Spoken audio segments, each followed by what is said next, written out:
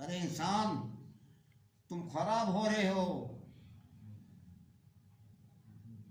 वजह खराब होती बस वहाँ से सड़क के ऊपर और ठीक हो वर्कशॉप में। अरे हम सब खराब हो रहे हैं, जब महात्मा निकलेंगे हम ठीक हो जाएंगे। हमारा ठीक होने का यह मतलब है। इंसान सोच ले बैठ के भी। दूसरी बात यह है, रोक के कहने लगा, चला तो वो भी चल दिया। वो भी उसी दुकान पे गया कि भाई कनक का आटा दे दे, कि भाई चावल लगा भी यही डाल दे, यही दे दे। अल्लाह जो ले आया, लेकर आए, गुनने लगे कनक का आटा। अल्लाह इतने बड़े हैं, जो इंसान मांगे ना अल्लाह उसको देता है, लेकिन दिल से मांगे। अमीर ने दिल से मांगा, अल्लाह के रोया, उसको चावल के आटे भी अल्लाह ने कनक का बना दिया।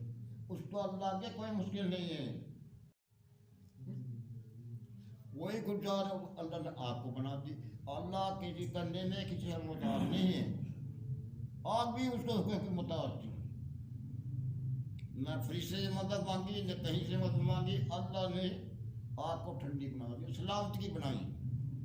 अल्लाह वो है।